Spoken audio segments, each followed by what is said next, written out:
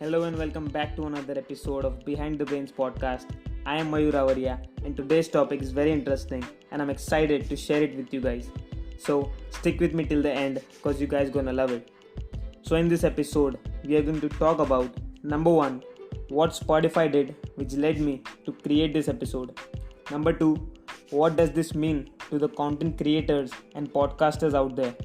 Number 3, what does this mean to audience like you watching this? Number 4, what steps should Spotify take to be the next YouTube? Number 5, at last, what YouTube can do to retain its position of the number 1 video sharing platform in the world. So let's start this real quick. As you all know that recently Spotify made an announcement that they have paid Joe Rogan, the number 1 podcaster, $100 million to shift its all content from YouTube and iTunes by the end of the year to purely on Spotify. Yes, you heard that right. $100 million for Joe Rogan's content for estimated 3 to 4 years, and they are going to upload Joe's content in video form on Spotify. Yes, in video format purely for Joe Rogan's as of now. This means they are going to bet big on the video content, and this is a straight war call from Spotify to YouTube that they are going to enter in the arena of video sharing against them. First, we will take a look at the stock price of Spotify before they made this announcement. The stock price of Spotify on 19th of May was $161, and post announcement within a day the stock price went up to all the way to $190. That's $5+ billion appreciation in market capitalization. I'm not kidding you, they made $5 billion in a day for their shareholders. If you do the math, just from a single deal, Spotify made worth $100 million, they roped in $5 billion. Give or take, this could mean Joe Rogan is worth, I'm not saying that total of $5 billion stock appreciation was because of Joe Rogan, but the majority of it was because of Joe Rogan's shift from YouTube and iTunes to Spotify. So this tells us that Joe Rogan, a podcaster, a content creator, worth was more than $1 billion, which Spotify made cause of him and paid him $100 million for the deal. This is the craziest return on investment ever for Spotify, almost 4,900 times the money in a single day. Excellent move from this side. So now, what does this mean to the content creators and podcasters out there? This deal has justified the worth of the content creators and podcasters. Absolutely no doubt, more money is going to be put on the content creators table because that's how capitalism works, and this is why I love capitalism too. This is going to change the face of the industry and life of the best content creators on every platform working hard enough to get the biggest pie of the share. Creators will be getting the freedom to create the content the way they always wanted to create without any restrictions and pressure which YouTube was trying to put on the creators according to many people, and more demand for the best content creators in the future. So, what does this mean to the audience like you watching this? Couple things. Number 1, more fun and more great content. But you know what's more interesting thing than this is that this is the best time to start producing your own content. Start producing your own videos on anything that you know about best than the rest.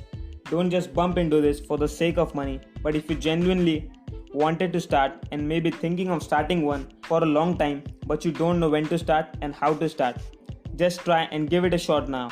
Show the world what skills you have which you are trying to hide for a long time because of your insecurity, and the world is gonna pay you for that. Instead of watching everybody win, you better gain that spotlight, and who knows, in the next 2, 3, 4 years, you end up getting that $100 million deal or even more than that. Because guess what? The creators buzz is just around the corner. This thing is gonna explode like no other.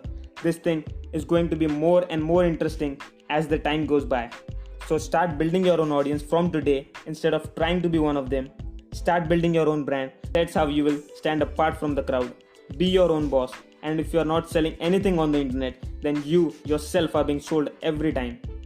Enough of the motivation. Let's talk about the real stuff. What steps will Spotify take to become the next YouTube, or are they even trying to be one? I am not the CEO or COO of Spotify or an expert in this matter. I can just share my opinion and my point of view with you guys. So number one, Spotify can take one by one the best creators, the best podcasters, the top 1% from every platform on Spotify, because the rest will follow automatically.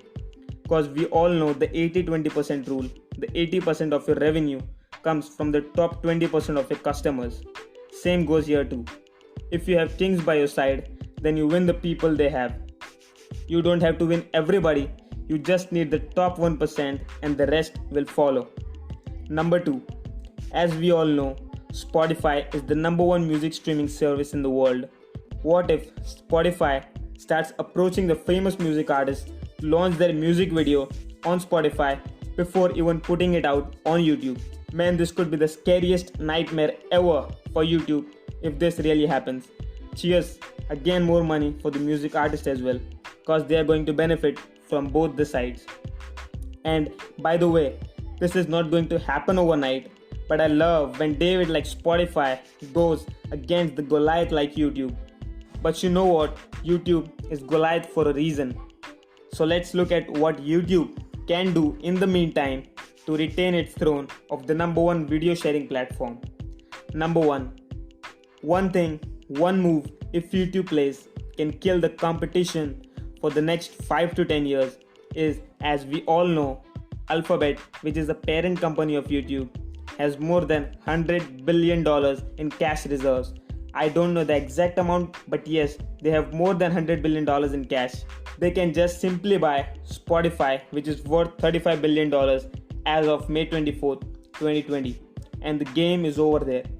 No more bleeding money to win. Just buy out Spotify and it's done. But will YouTube even try to buy Spotify?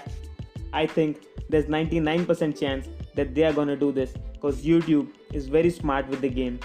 Instead of trying to buy out every best creators in the world, they're gonna simply just buy out the competition and it would be less expensive for them. But who knows what's gonna happen? What if they don't try to buy Spotify and go against them, or Spotify doesn't want to get acquired by them? What they are gonna do next? Number 2. What Spotify did to YouTube is they are trying to beat YouTube at their own game by entering into the video sharing arena. Here's the catch. YouTube should now beat Spotify at their own game. Here's how. Music videos are always out there first on YouTube, and YouTube views are always much higher than Spotify plays.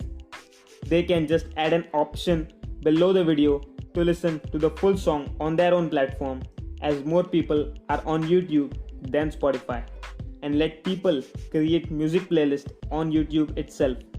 Or they can try signing up music artists to first upload their newly released songs on their platform. Also, YouTube should start verifying accounts on their platform, which will create more authenticity of their platform. Number 3.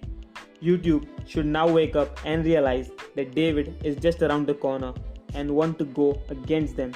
They better try to take care of their creators, which are there for a long period of time, and give certain benefits to the creators with more than 10 or 20 million subscribers, whatever they decide.